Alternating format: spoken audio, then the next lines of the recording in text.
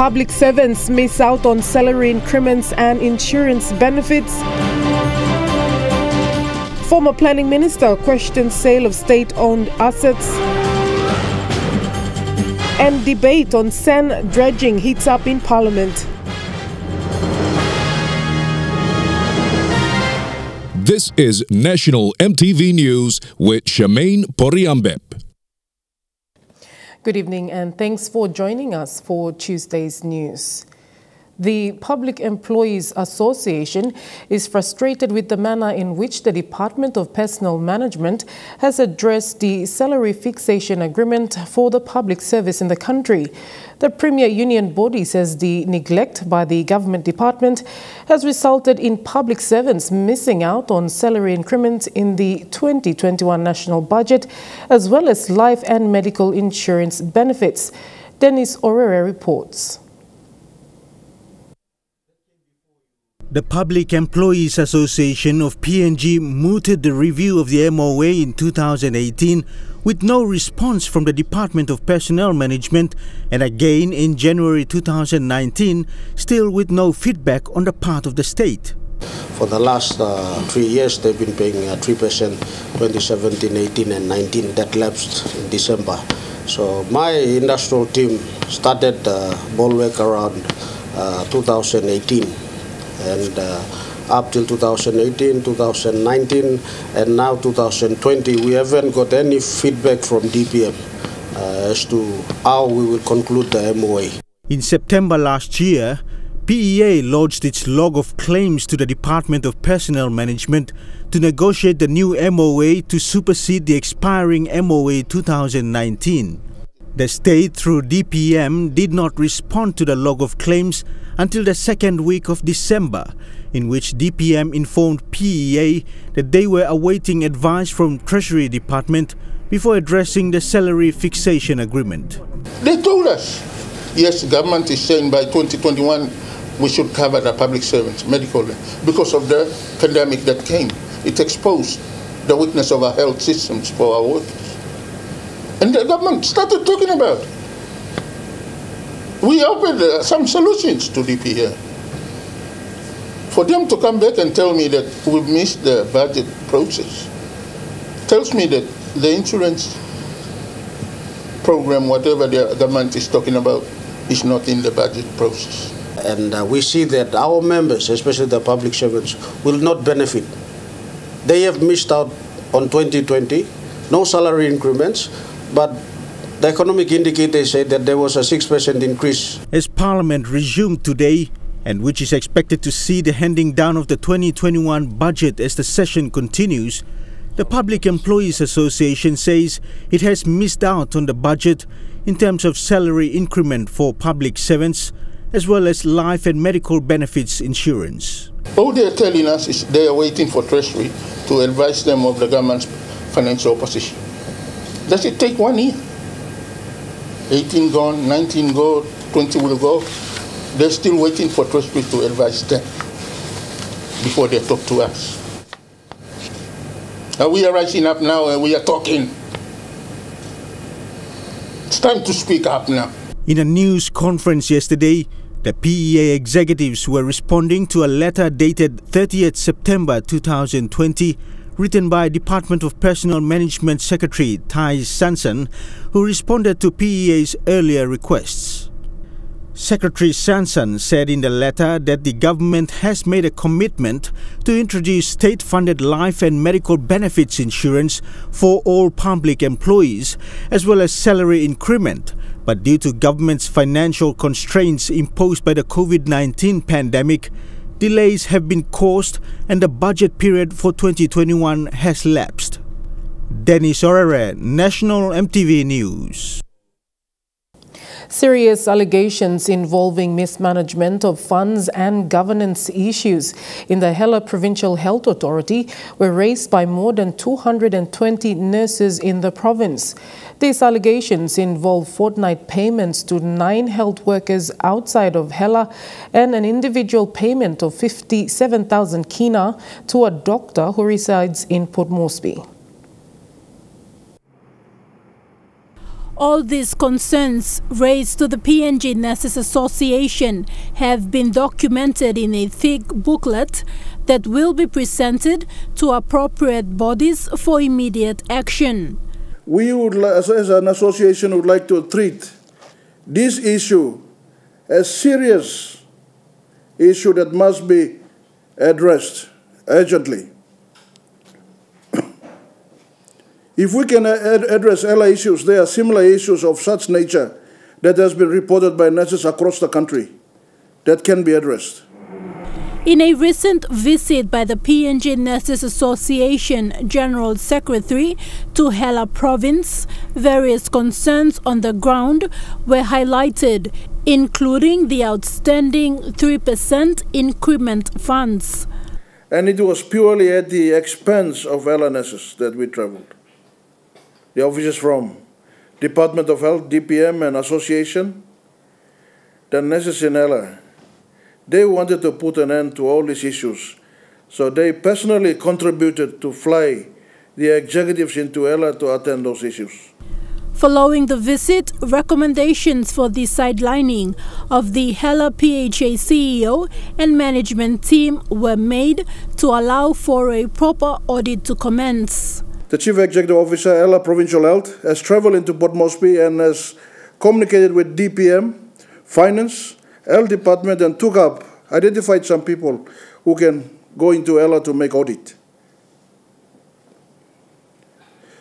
We felt that the management should not be involved in identifying people within the respective government departments to do the audit. There may be conflict of interest. Concerns of these health workers include the appointment of Dr. James Kitua as Hela PHA CEO and Executive Manager, and projects procurement funds being spent in Western Highlands. ELA Nurses has been raising a lot of issues in relation to their salaries and wages, 3% increment, and other management issues where we PNG and Nursing Association have visited them 2 times, and we have found out that there are discrepancies at the management level. EMTV News also contacted the Hela PHA for a comment in response to these concerns. It is now the concern of the PNG Nurses Association for the National Department of Health and the Department of Personnel Management to look into concerns raised by nurses in Hela on the mismanagement and finance in the Hela Provincial Health Authority. These concerns have been raised since 2019, but the nurses in Hela have not received a favorable response from the departments concerned. Thekla Gunga, National EMTV News. The Inu Health Center in the Nipa Kutubu area of Southern Highlands Province is in dire need of funding to meet its daily operational needs. In an off-camera interview, the Lone Health Extension Officer and nursing officers told EMTV News that they have been off payroll for 4 fortnights. However, this has not stopped them from helping sick people in the remote parts of the electorate. Inu Health Center is situated in the remotest part of Nipa Kutubu electorate in Southern Highlands Province. Managed by the Evangelical Church of PNG, this rundown health center with only 7 staff serve more than 13,000 population in the Moro and Kutubu areas. Despite being situated in one of the PNG LNG project area, roads and government services are poor and are not felt by the people in the last 40 years. Inu Health Center is the only service in the area which gives hope to the locals. When 2 or 3 people are sick, they would wait for more than 10 patients so that they would contribute money to buy fuel and hire trucks to bring them all to the health center. Some who lives across Lake Kutubu or in the mountains would travel in by canoe or walk for more than 5 hours to get to the health center. Since health services in PNG are given back and are run by the provincial health authorities, the Inu Health Center has been suffering with no ambulance to do referrals or emergencies, no fuel to light up the gensets, no operational funds at hand to run the health center. Adding to the problem is the non-payment of the 7 dedicated staff of Inu Health Center for 4 fortnights. However, they continue to deliver health services to the rural population, delivering 13 to 14 babies every month. They have been promised an ambulance by the Mineral Resources Development Corporation, but are still waiting. Vasinata Yama, National EMTV News, Mount Hagen. Eastern Highlands Province continues to invest heavily in the agriculture and SME sector. This follows the launch of an 8 million kina building for agriculture and small to medium businesses. Governor Peter Numu says the building will serve the purpose of the different sectors like coffee, rice, SME and other innovative opportunities involving farmers in the province.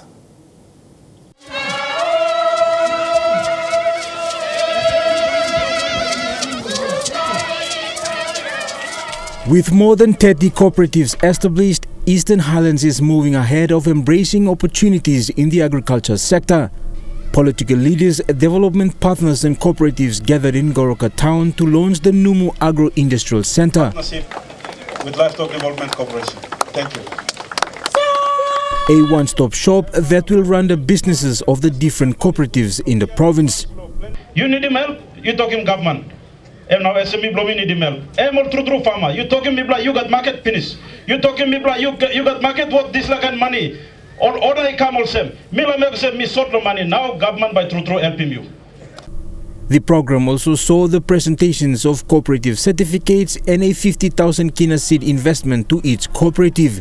These cooperatives from districts around the province will be working closely with the Eastern Highlands Holdings Limited, a business arm of the provincial government. With backing from the provincial government, farmers have been encouraged to go rural. Rural SME, kirabim coffee, kirabim rice, kirabim agriculture, and policy block government. While the focus is on building the provincial economy in a small way, the levels of government have promised to assist farmers through the cooperatives. This also saw rice farming equipment presented to rice cooperatives. With coffee, rice and mushroom farming leading the way, locals were also told of the need to address food security. So I mean important also yubla supporting tintin lo government na yimi go bet na holim kiran na come ani losla cooperative here. Food security is important. While past investments in the province remain stagnant, Governor Numu says the industrial center will see all paper farmers and fake investors come to an end. All paper farmers, time imply launching this program, time blow paper farmers by hand. By next year, all the paper farmers in Eastern Highlands will cease to exist. A vehicle was also presented to Fresh Produce Development Agency to carry out technical support and training to rural farmers. Jagla Pava Jr., National EMTV News. Among stories after the break, deteriorating roads and missing funds in East New Britain, and TISA opens new office in Medang. Stay with us for the details.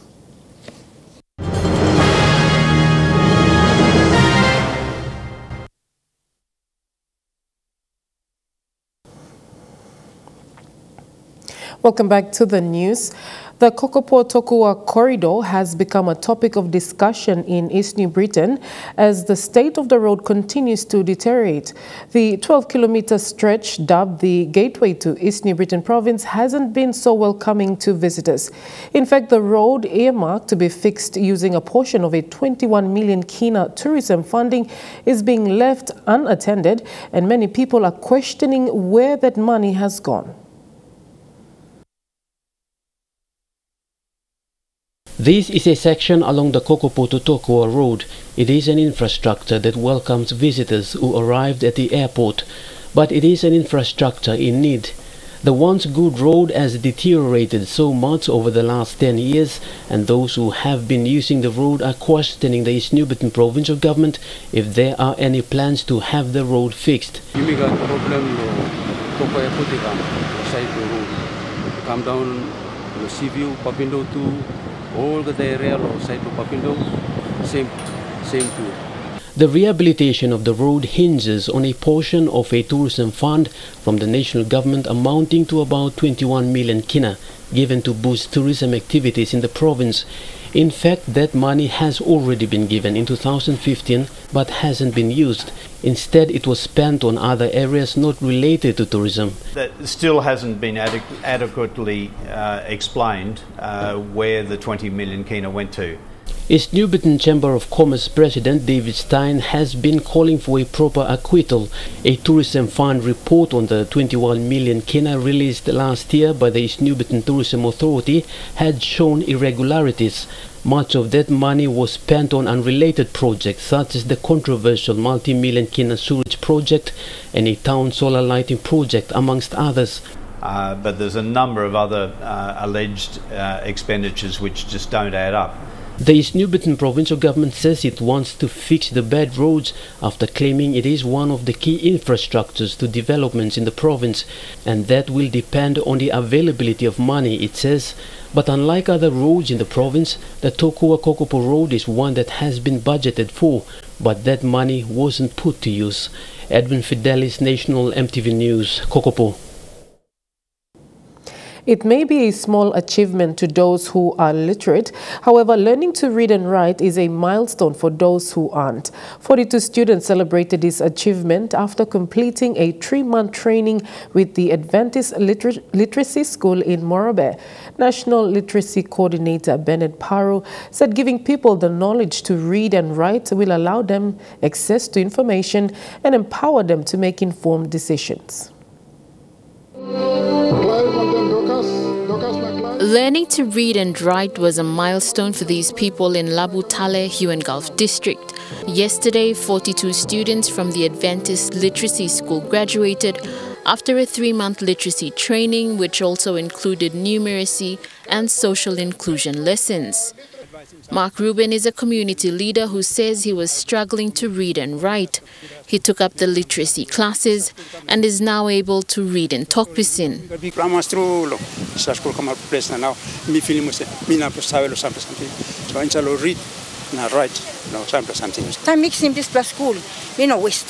We go back in the house, all tubuna blomi, all stuff here. We still line more tubuna blomi. Statistics from the World Bank in 2016 show that more than 30% of the country's population are illiterate, most of whom are living in rural areas. ADRA, in partnership with the SDA Church, has been conducting these trainings to help lower the levels of illiteracy with the support from DFAT. That once they read and write, they're able to access information. Now that information needs to be transformed. And first of all, it transforms a person. And that person now sees that they can contribute more meaningfully, and that's why it's very important. The Adventist Literacy School continues to train students in the province, and at the moment they have 69 schools in various districts and have graduated over 700 students. Lucy Kopana, National EMTV News, Leh. Teachers Savings and Loan Society has grown in the last 18 years with almost 62,000 members and 900 million kina in assets. Group CEO Michael Koisen says TISA has the second largest footprint in PNG after Bank of South Pacific, and in the next few months the society is hoping to transition into a bank. The society is currently in dialogue with the central bank and is now ready to become a bank. TISA Group CEO Michael Kosin said this in Madang on Saturday while officiating at the new office space for members. In the next few months, we hope that Teacher Savings and Loan Society will take the license. Koisin says institutions like Teachers Savings and Loan Society and Nest Fund are owned by Papua New Guineans and not individuals or even board of directors. The group CEO is challenging leaders in these institutions to make decisions and do something for the people. They are all my members. like us. We own them.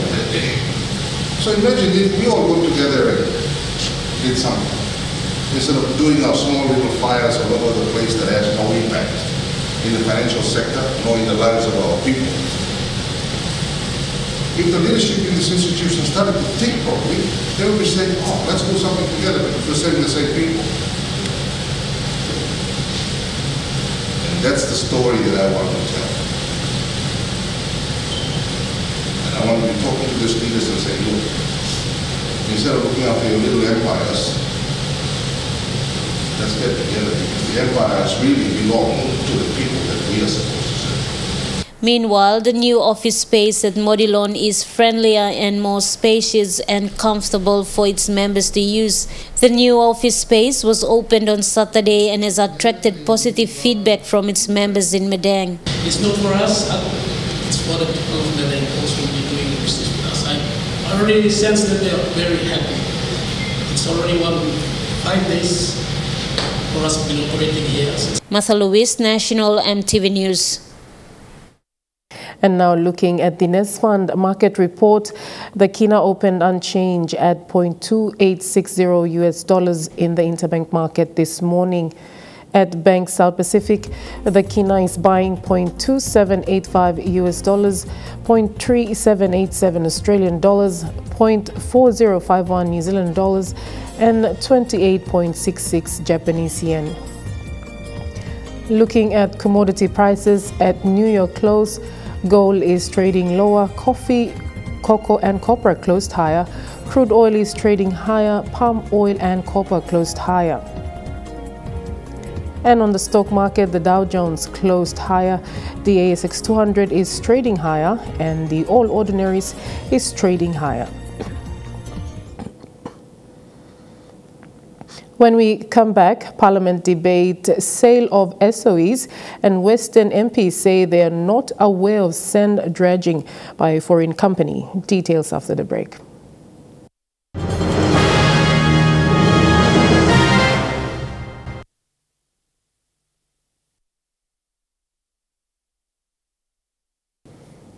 Welcome back to the news. The first sitting for the November session of Parliament began today.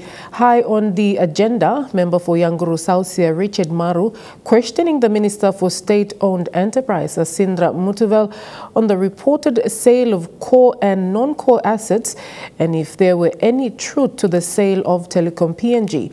This follows a recent front-page newspaper headline noting that state entities were up for sale.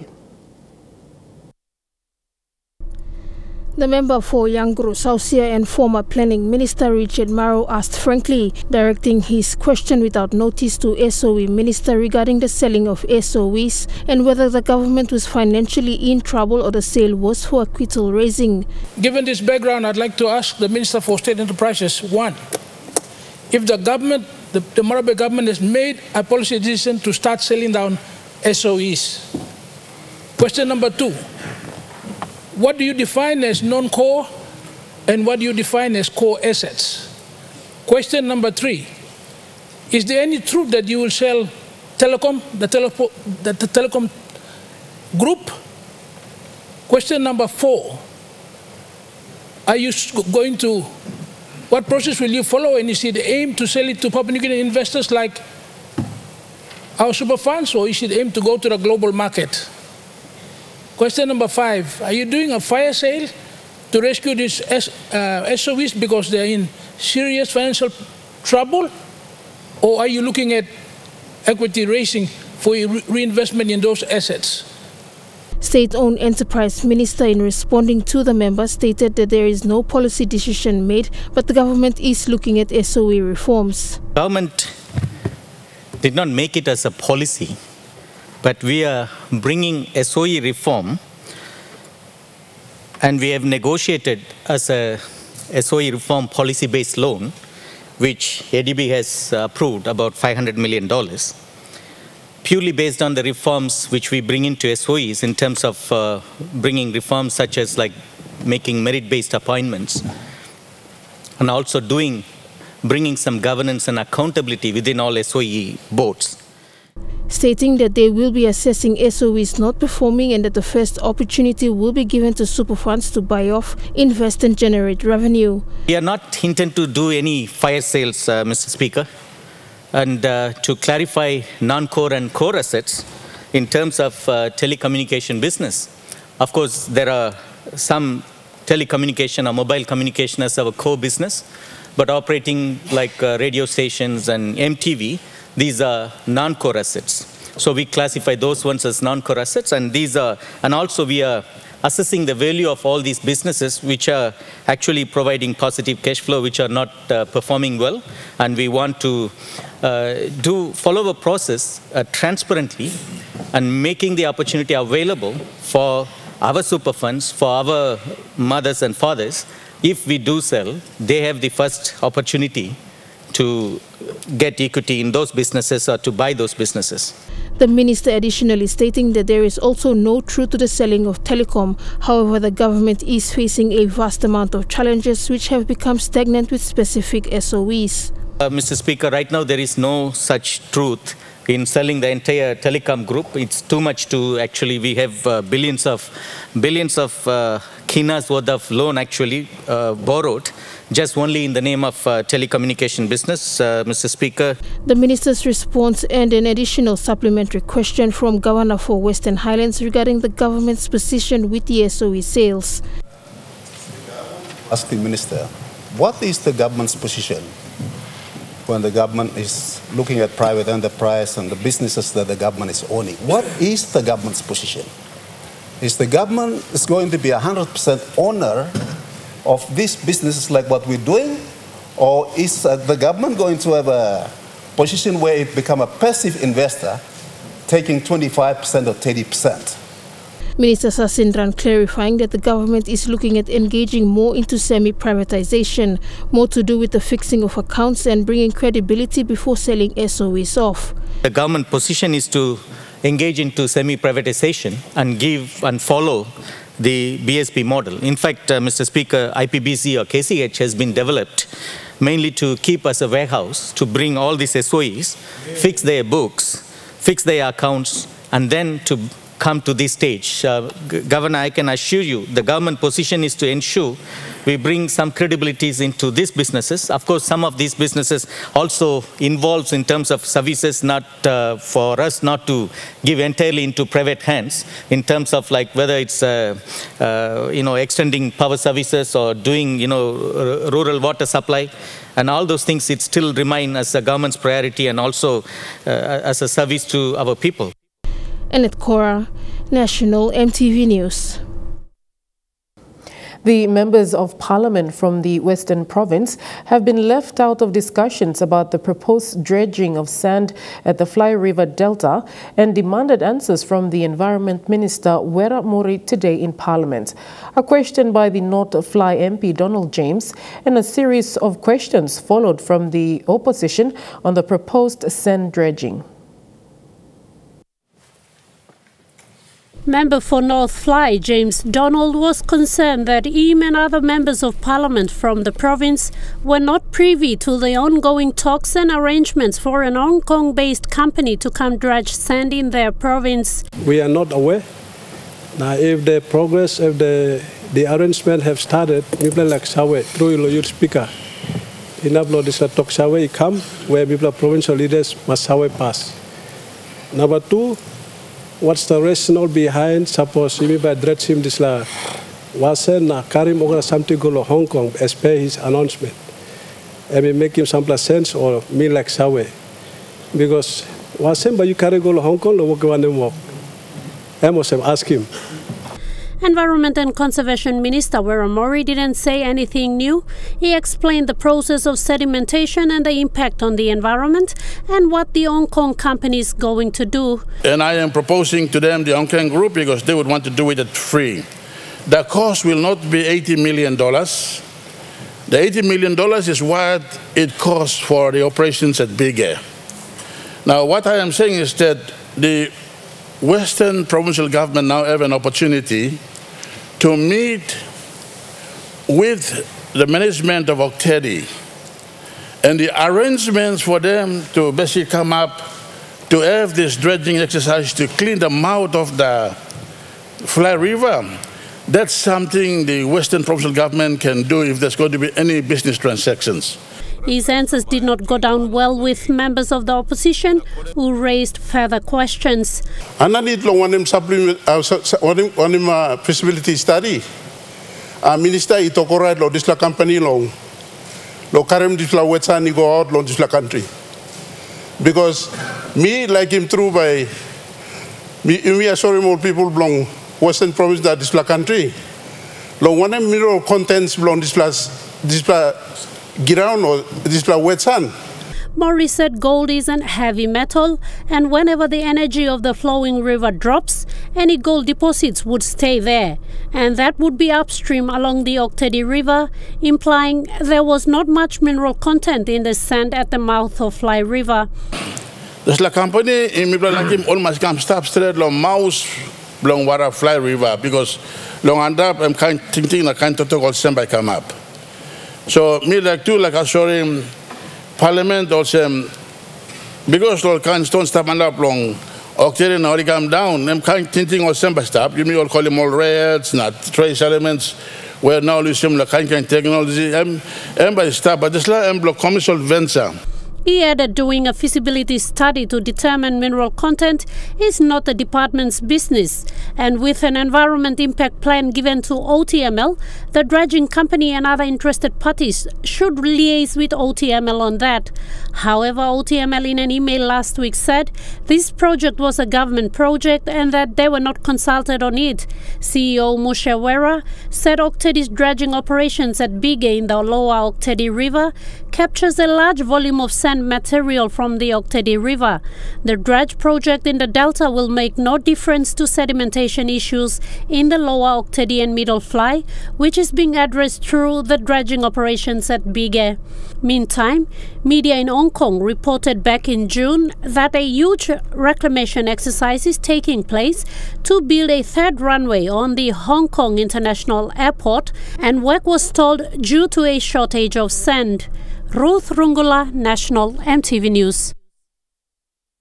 Trukai Sports is next. Kilawani has the latest from the National Volleyball Championships. That's right, Charmaine. Vava is through to the men's grand final and basketball prepares for selection trials. Join me for the details after the break.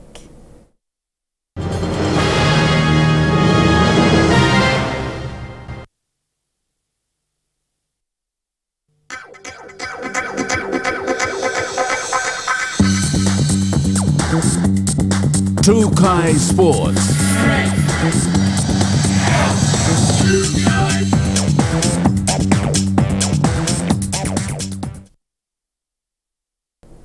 Welcome to Trukai Sports. Former volleyball kings, Vabukari Amateur Volleyball Association, or VAVA, are through to the men's national title grand final following a convincing win against NCD Volleyball Association. VAVA are looking to redeem their lost pride after the 14-time champions lost to Fairfax last year in the meet in Lae. Meantime, Fairfax and Taikone were still battling for the second spot in the grand final at the time this story went to air.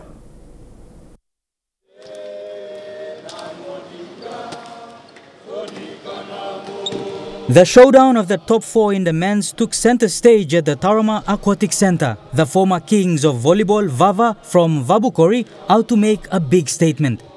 They played against NCD. Both teams came out guns blazing, but it was Vava who were more determined, taking an early lead. The team from the coast of Port Moresby taking the first set by storm. The momentum continued into the second, and soon enough, a quick third to defeat fellow city team NCD. This title is right to ours, so we need to get this title back again, make Vabukori proud. And on the inexperienced guys and experienced guys, I have confidence in them that we're going to do it in the grand final. The team looked exceptionally well, 3-0 of course, a strong statement against a strong team heading into the finals. You confident of doing well in the finals? Yes, for sure. I'm confident of my players, that my 13 players, actually 12 players, That's the Libro. They proceeded into the grand final and await the next team to come through. That game is between current champions Fefex and Taikonen. The winner will meet Vava. In the women's, however, defending champions NCD are through after defeating Roosters from Mekeo in the Central Province. And Fefex defeated Wiwek. NCD and Fefex will battle it out tonight for the women's title. Bradley Valenaki, Trukai Sports. To basketball, with the cancellation of the 2020 National Championships, the PNG Basketball Federation is focusing on the selection trials for senior national men's and women's teams to be held next month. December will be a busy month for PNG Basketball Federation. 3 weeks of the month set for selection trials. From the 4th to the 5th, the selection trials will be in Leh at the Eric Wu Basketball Courts. On the 14th December, BFPNG will be in Goroka at the National Sports Institute, and on the 18th to the 19th, the trials will be in Port Moresby at the Sejonggai Stadium. President Kara Mahalalai advised those interested to try out should make their way to respective venues, a registration of 10 kina each athlete trying out, and a limit of 15 men and 15 women per association.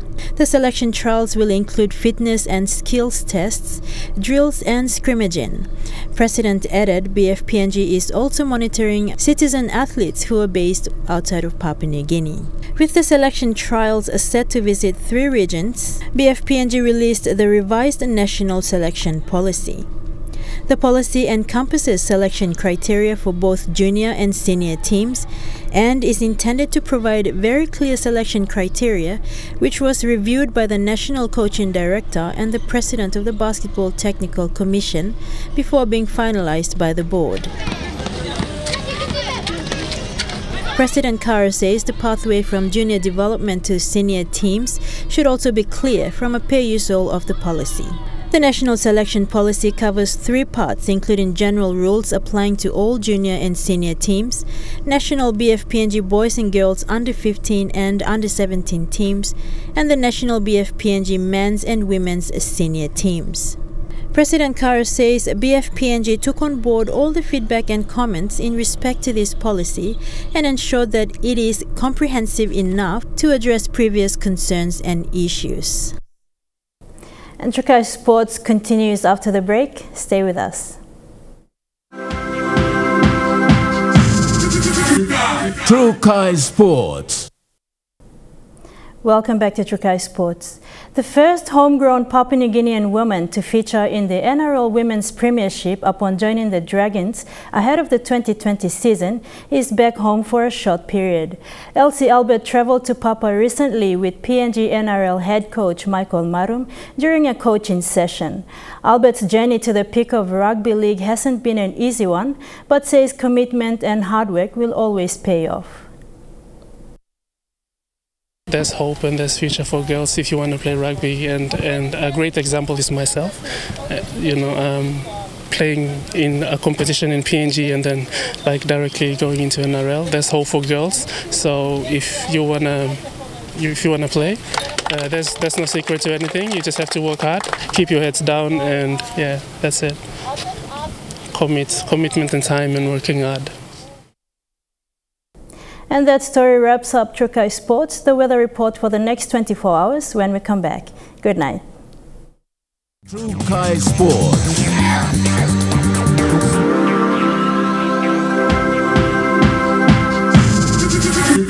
Trukai Sports.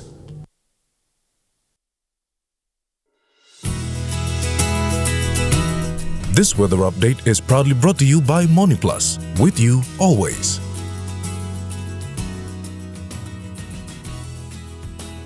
Weather forecast for tonight and tomorrow. In the southern region, Port Moresby, possible light rain drizzles tonight and fine partly cloudy tomorrow. Daru, windy and fine partly cloudy. Kerama, light rain drizzles and possible thunder tonight, then cloudy morning. Alotau, a few thundery rain showers, and Popondetta, thundery rain showers tonight and cloudy morning. In the Mumasa region, lay possible rain drizzles tonight and cloudy morning. Madang, rain showers, drizzles and possible thunder tonight, then cloudy morning. In Wewak, rain showers and possible thunder tonight, then cloudy morning. And Vanimo, a few showers and drizzles tonight, then fine partly cloudy morning. In the New Guinea Islands, Lorengau, thundery rain showers tonight, then cloudy morning. Kavieng, rain showers and drizzles tonight and fine partly cloudy morning. Kokopo and Rabaul, thundery rain showers easing tonight, then fine cloudy morning. Kimbe, thundery rain showers tonight, then fine cloudy morning. And in Buka, rain showers and possible thunder tonight, then cloudy morning. And finally, in the Highlands region, Mount Hagen, thundery rain showers tonight, then morning fog. Goroka and Kundiawa, rain drizzles and possible thunder tonight, then morning fog. Mendi and Wabeg, occasional thundery rain showers or drizzles tonight, then morning fog.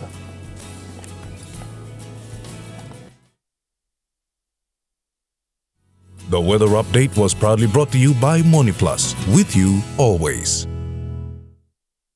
The way it is this Tuesday, the 10th of November 2020.